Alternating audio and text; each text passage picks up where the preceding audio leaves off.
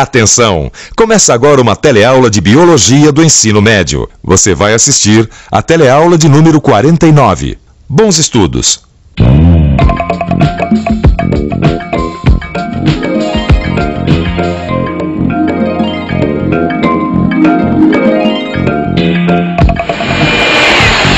Pronto, mãe. Tá aqui o remédio da vovó.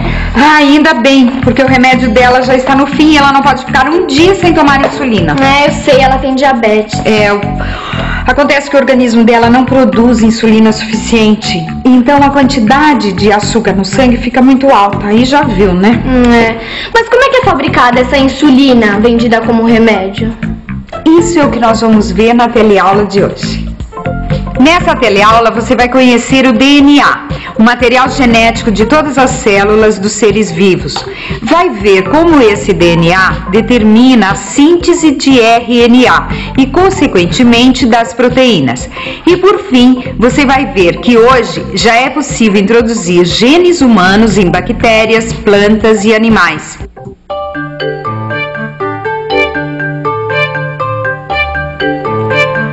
A forma mais antiga e ainda muito utilizada de se obter insulina é extraí-la de bois e porcos.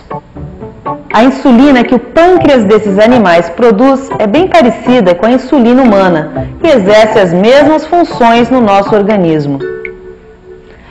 Mas acontece que tem muita gente que é alérgica a essa insulina extraída de bois e porcos. Por isso que o homem teve que desenvolver um outro método para produzir insulina, a partir de bactérias. Para você entender direito como é esse processo, você precisa conhecer primeiro um ácido nucleico, o DNA. Primeiro o RNA, agora o DNA. Essa pessoa gosta mesmo de fazer a gente pesquisar, hein?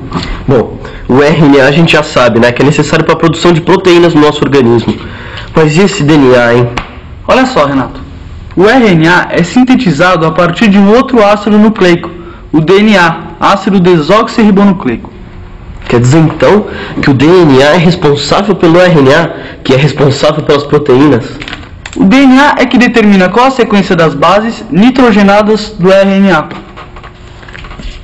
Assim como o RNA, o DNA também é formado por unidades.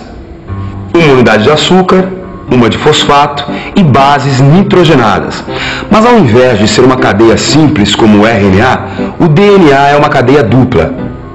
Bom, as bases nitrogenadas que entram na composição do DNA são adenina A, citosina C, guanina G e timina T.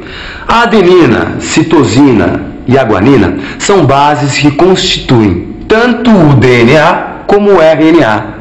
Já a uracila, só o RNA, e a timina, só o DNA. A ligação entre as bases nitrogenadas de cada fita de DNA é que mantém as duas fitas unidas, como uma cadeia dupla. Temos as bases nitrogenadas de uma fita se ligando às bases nitrogenadas da outra fita, para formar a cadeia dupla.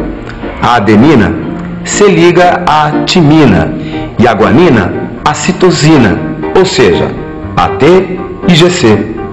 A cadeia dupla de DNA se mantém como uma espiral e em determinadas ocasiões, por ação de uma enzima, essas ligações se rompem. Nesse trecho, onde a dupla hélice está aberta, é que vai acontecer a síntese da molécula de RNA. As bases do RNA, que está sendo sintetizado, vão se unindo às bases do DNA, sempre seguindo uma certa relação complementar. Olha, Diogo, tem essa tabela aqui, ó. A adenina do DNA vai se ligar com a uracila do RNA, a timina do DNA com a adenina do RNA, a citosina com a guanina e vice-versa, a guanina com a citosina. Primeiro, vamos copiar o DNA, as duas cadeias do DNA. Se a gente considerar apenas a fita de baixo, o RNA sintetizado terá a seguinte sequência. O T do DNA se liga com o A do RNA, o A com o U, o G com o C e vice-versa, o T com o A, até a gente chegar à seguinte sequência de RNA. Mãe, o que o Renato e o amigo dele estão estudando lá na sala? E hoje o assunto é fascinante. DNA. Vai virando aí. DNA? DNA. é o material genético de todas as nossas células. É ele que contém todas as informações para a síntese de proteína que o nosso corpo produz. Você já ouviu falar em genes? Já, mas eu não sei direito o que é, não. Pois é, gene é um pedacinho do DNA que contém uma determinada informação para uma determinada característica. É isso mesmo. O gene é responsável pela síntese de uma molécula de RNA, que por sua vez é responsável pela síntese de uma determinada proteína. Quando o DNA sintetiza moléculas de RNA, a gente chama de transcrição. Agora, o DNA pode também se autoduplicar, daí chamamos de duplicação. A duplicação acontece quando a célula se reproduz. O DNA faz uma cópia de si mesmo e cada uma das moléculas vai para uma das células filhas. Na duplicação, eventualmente pode acontecer a troca de uma das bases, o que resulta na síntese de uma molécula de DNA ligeiramente alterada. O RNA sintetizado a partir desta molécula também terá uma base trocada. Em consequência, a proteína produzida por esse RNA pode ser alterada. A troca de uma base do DNA provoca a síntese de um RNA diferente, que vai produzir uma proteína também alterada. Quando isso acontece, chamamos de mutação. Eu sei que todas as nossas características são determinadas geneticamente. Como assim? Como assim? A cor dos olhos, a cor da pele, o jeito do cabelo, a produção de cada um dos nossos hormônios, o tipo de sangue, tudo isso está nos genes, nessas informações contidas no DNA.